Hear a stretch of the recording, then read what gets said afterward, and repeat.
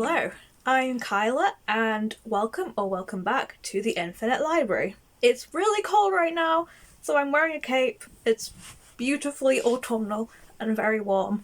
So yeah, just excuse me being very dramatic in this video. This is my wrap up for November, which didn't go as planned for two reasons. One, I was originally trying to read a lot of the Goodreads fantasy nominations that came out. Unfortunately, my predictions were way off, mostly because there was a romantasy category added at the last minute that I was not expecting, so a good portion of the books that I thought was going to be in the fantasy category were moved to the romantasy.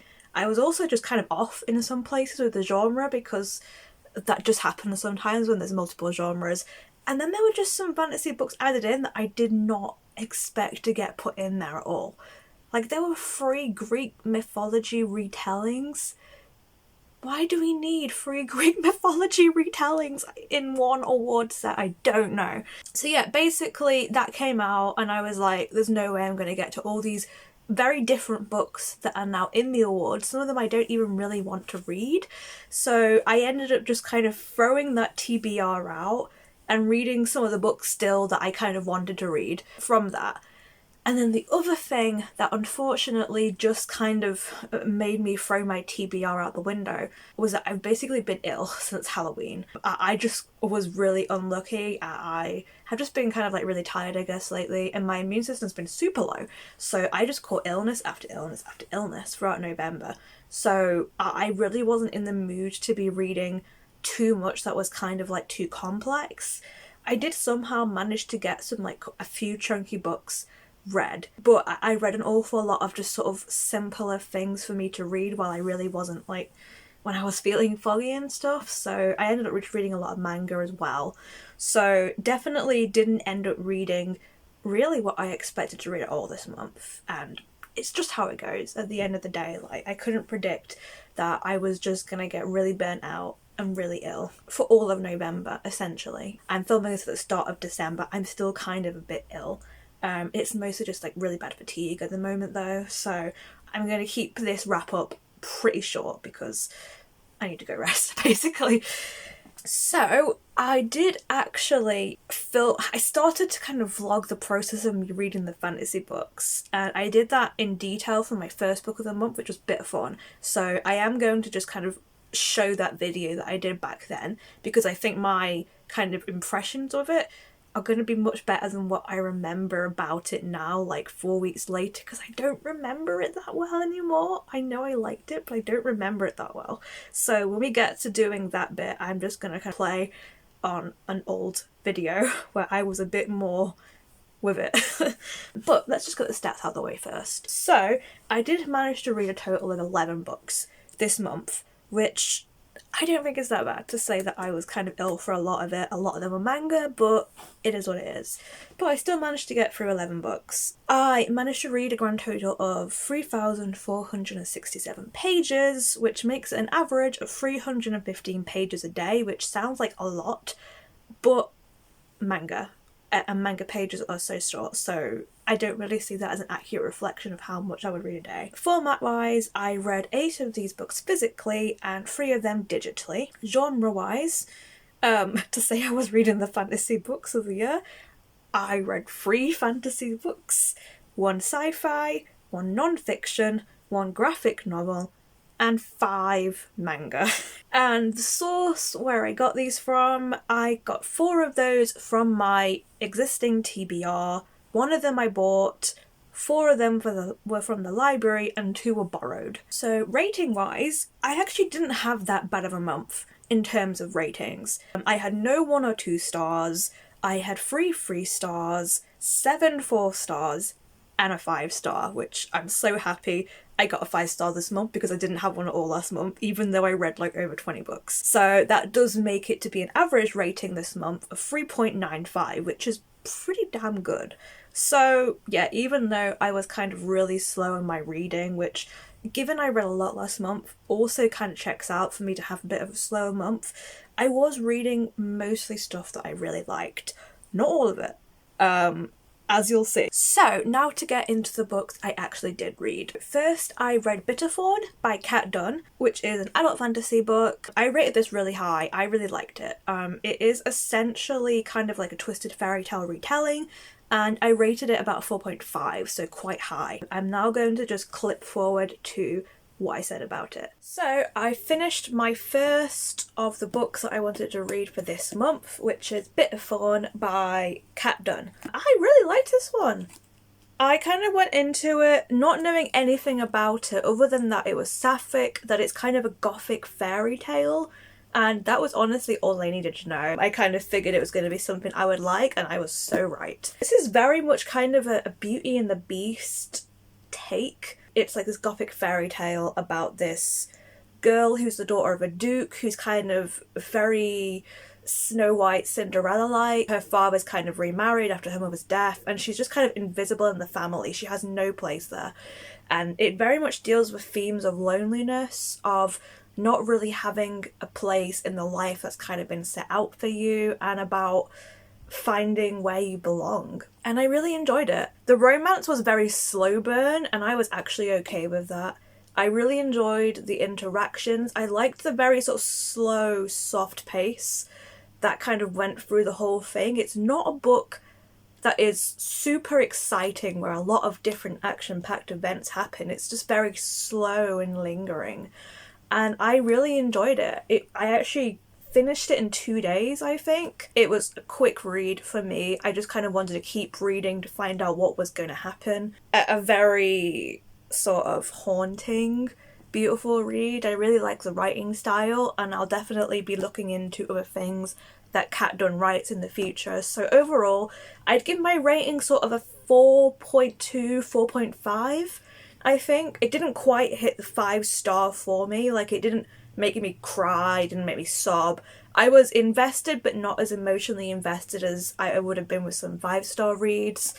But I definitely really enjoyed it. It was very much my kind of spooky romance, I suppose. So yeah, I really enjoyed this. So that's a good start to the month of November and for reading the fantasy books for November. So the next book I read was actually my graphic novel of the month, and that was Juliet Takes a Breath by Gabby Rivera and Celia Moscote. This is quite a short graphic novel, and it's actually based off a YA book that I didn't realise when I took it out from the library that it was based off a book. I'd heard the title before, but I didn't really know anything about it. I just heard people saying it was quite good, but I didn't realise, so I took the graphic novel out. Only when I went to read it did I realise it's originally based off a book.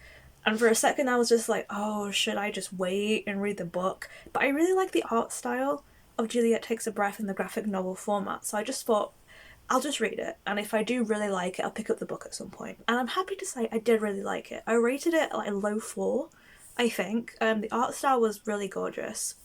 And basically, it is all about a girl called Juliet, and she lives in America, she's black, and she's lesbian, and she's quite recently come out as lesbian, and her family don't really accept it. So she ends up going for what is like an internship to go with this like white feminist writer in like New York or something, I think.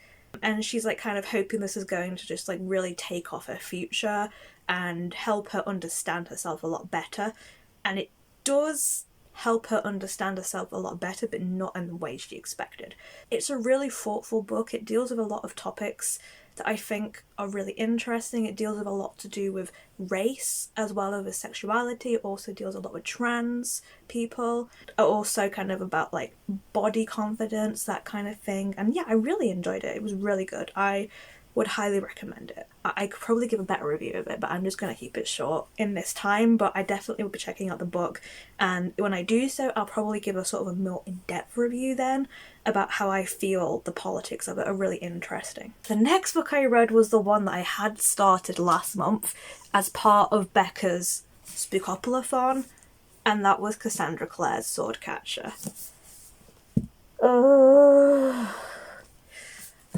I didn't love this. I could kind of tell when I started it because it took me like 200 pages to get into it.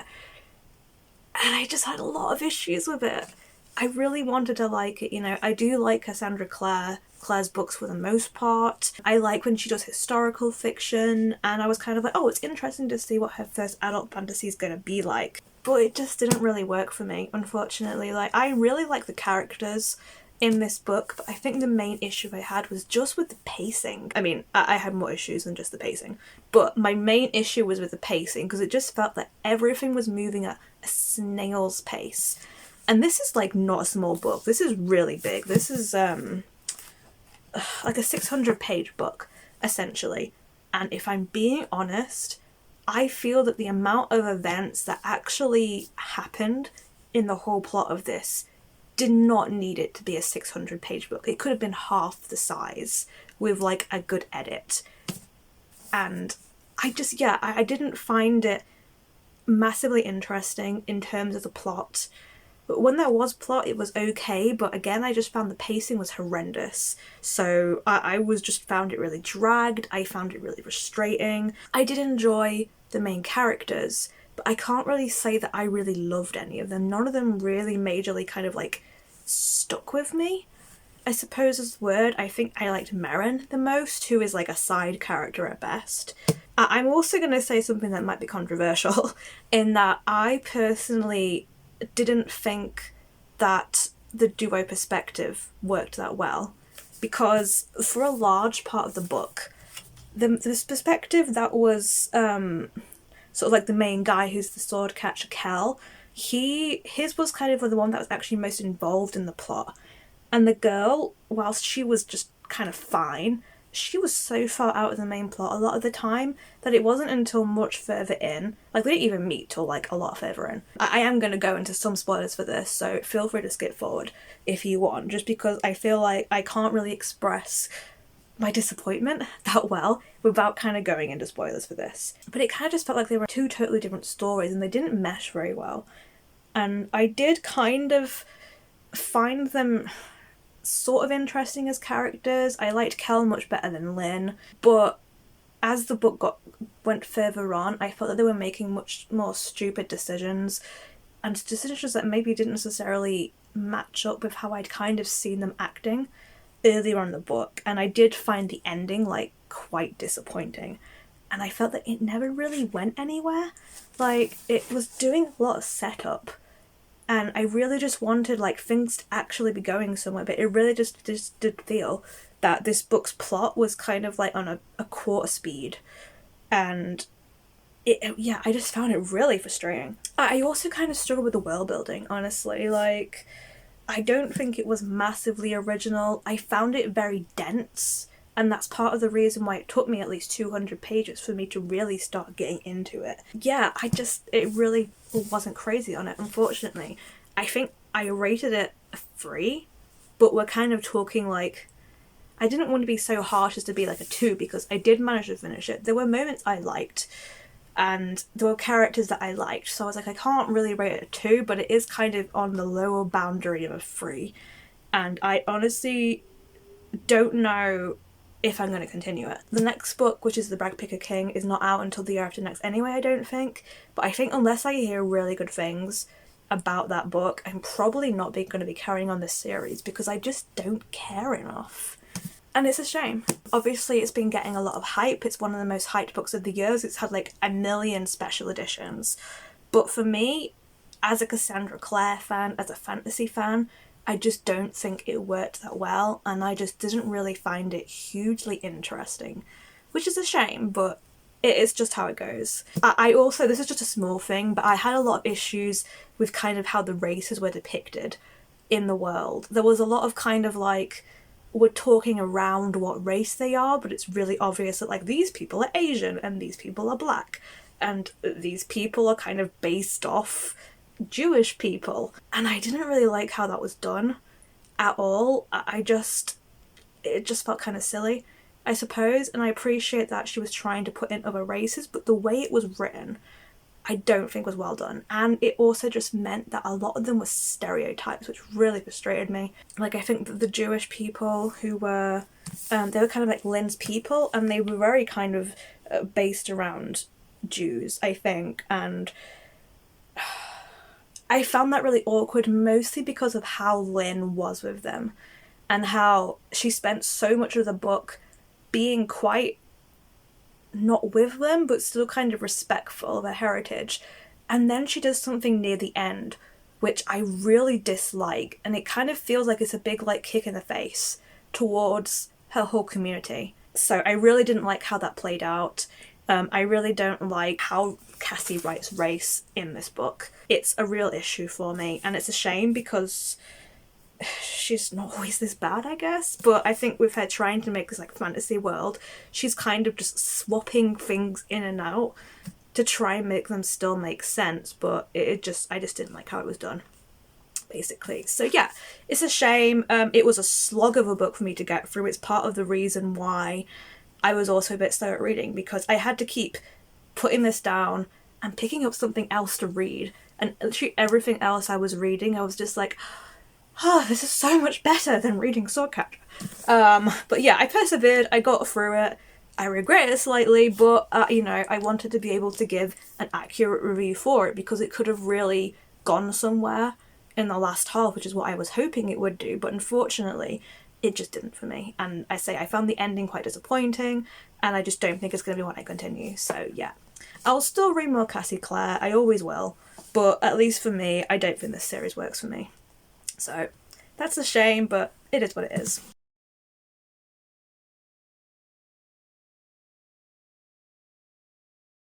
I also read a non-fiction book this month, which isn't really one that I guess I would rate or really talk that much because it's quite a personal sort of book to read, and I do think that non-fiction, particularly in this case like self-help books, can be quite hard to rate. So I read Chronic Pain Reset by Afton El-Hasset. I do suffer with chronic pain, particularly in the last year or so since I've been diagnosed. And I just kind of picked this up to be like, give me some tips, basically. And it wasn't massively useful. It was honestly just a lot of it was to do with mindfulness, I suppose. There was a few things that I picked up, but there wasn't really very much that was new to me. So I just gave it a 3. It was fine. It wasn't anything that made a massive difference, basically, to me. So after that, I read a whole bunch of manga, mostly because I needed a heckin' break after reading the tome that was Swordcatcher. So I went back to Higurashi. I'm still working my way through that series, and I was actually halfway through an arc that I got into last month. So I finished off that arc, which is the time-killing arc. I can't really go into great detail about the Higurashi manga because it's just full of spoilers, especially where I'm at now. But to give a vague premise, this arc in particular is set a little bit more in the past than the others and deals with a detective that comes to this village trying to investigate, but he gets embroiled with this like kidnapping conspiracy that's going on, and the local village who are trying to fight back against a dam that is going to destroy their village. It was interesting, it was fine. This is kind of like, I've already seen this story before in the anime format, so I'm just kind of rereading it because it's been so long that I don't remember how it all went down whilst I'm watching the new series, so I gave it a 3. It was fine. I then read the next arc in the series, which is the Beyond Midnight arc, and this is one that was completely new to me. I didn't know anything about this one going into it,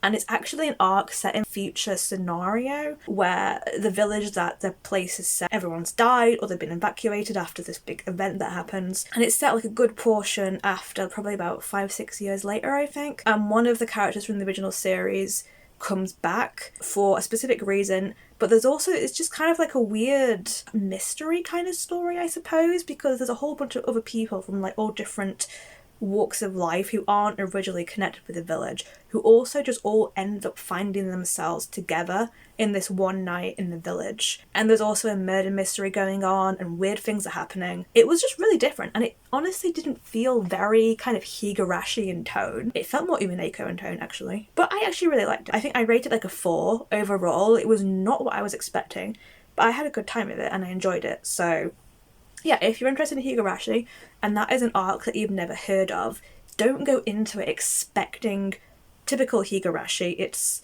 quite an adult story, but it's also just a very different tone altogether because it's more of a traditional murder mystery, but it was fun. Then I finally read what was my 5-star of the month, and that was The Adventures of Amina Al-Sirafi by S.A. Chakraborty. I'd previously read The City of Brass early in the year and I didn't quite click with it, but the premise for this one really sounded up my alley, so I was kind of really hoping that it would be more kind of like what I wanted. And honestly, I loved it so much. It was like the easiest 5-star I've given all year, I think. It's just so fun. Basically, you follow Amina Al-Sirafi, who is a retired pirate captain, who is now sort of like living out in the countryside with her young daughter. She's struggling for money, and she's not really in contact with like the rest of the people from her old days back when she was sailing the seas, but she still kind of misses it. And then she basically gets blackmailed into doing like this a fetch quest, essentially, to go and like find somebody who's gone missing, who's been kidnapped by somebody in search of this dangerous magical item. So she has to kind of like get the old crew back together, get her ship back, and sail out to go and find them, basically. And I loved the world building in this so much. I love the characters, the dynamics between the whole crew and Amina were just so good. Like, you could tell this isn't like a story that's kind of like, it's a beginning where we're introduced to new characters. These are characters who've known each other for years and years. They've been on so many different adventures together, and it really shows. And I just enjoyed it so much. I cannot wait for the second book to come out. And I really highly, highly recommend it if you want a fun fantasy. This is basically everything you'll want is from this book. So yeah, please, please, please read it if you haven't read it yet. It's so good. Then I read 2 more manga before the end of the month. These were 2 that I'd borrowed from a friend of mine who'd recommended it to me, and it is FANGS, Volume 1 and Volume 2 by Billy Bali Bali. I don't know how that name is pronounced, but yeah. It's a manga, essentially. It's set in kind of like a modern day alternate universe where vampires kind of exist within society. I think they're still kind of hidden, but basically our main character gets sort of taken in after an attack, and he's turned into a vampire, and he ends up getting picked up by somebody who's kind of looking after him, but he gets told that he has to kind of find like a partner to suck blood from so that he's kind of not dangerous to people around him, and it's kind of like this partnership couple dynamic that he has to look for, and he ends up obviously kind of having that with the person who rescued him. So this is a BL manga. Honestly, the romance was not the main kind of the main only storyline in this manga series, and this is why I think I enjoyed it as much as I did,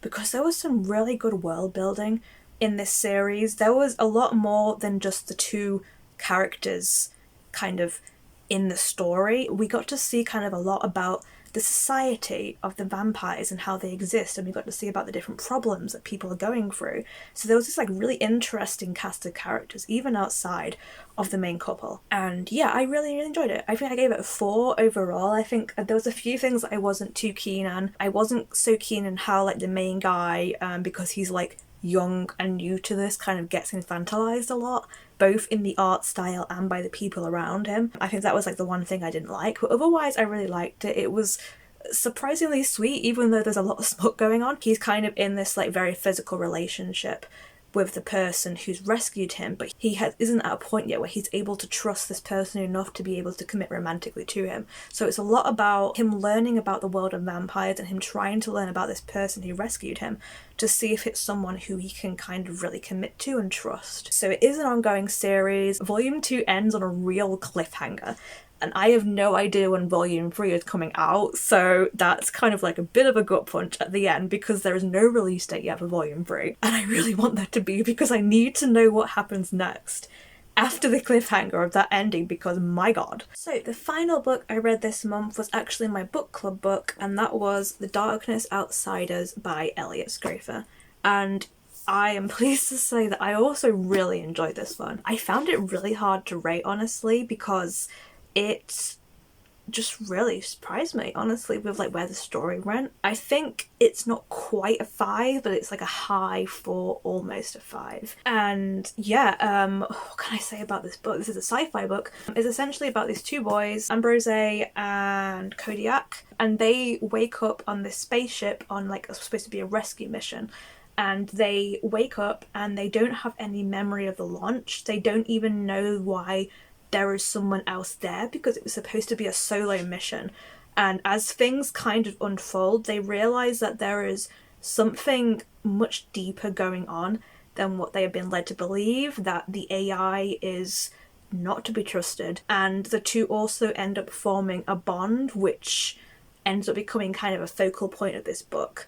Oh my god, like I finished this book, I started this book, I read like about 50 pages of it in like over a few days, and I was kind of like, oh, it's fine, I don't know really where it's going, but it's fine at the moment. I sat down and I read the rest of the book in one sitting. It went absolutely wild. I could not have predicted where this was going to go. And oh my god, it hit me in the emotions so damn hard. It really took some twists and turns. I'm really trying not to spoiler it, because this is very much a book that it works so much better if you go in and you don't know what's going to happen. But it really went places. I feel like this is one of those books that has been mismarketed a little bit as kind of like a sci-fi YA-ish kind of romance, and it is not what this book is at all. It does very much go into kind of like deep sci-fi. There is definitely still a romance element to it, and it is a very important kind of part of the book, which is this connection between the two characters. But really, the story just goes places I didn't expect, and it like shocked me a lot. There was so many twists and turns. I think I finished it and I was just like, what have I just read? And I need to cry because oh my god, I'm having such a massive like book coma after finishing this book. I had to like have a solid break for a day or so after reading this book before I could pick something else up, because it really hit me hard. If you're kind of like interested in reading a sci-fi that goes a lot into things like free will, AI, I didn't know how to say it without spoiling it basically, but really I would beg you to check this book out. It is so much better than I think it's been marketed as. It's a really deep book, and I honestly can't wait to kind of discuss it more in depth with people in my book club later this week, because yeah, it's so good, and it was such a great one to finish the month off on.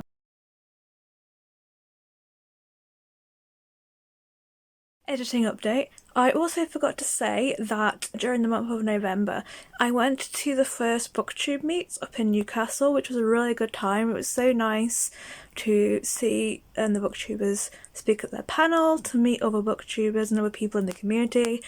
I went with my friend and we had a really nice time. I'm just going to put some footage here of my time in Newcastle, both at the Booktube meet, but also whilst I was doing some cheeky shopping afterwards.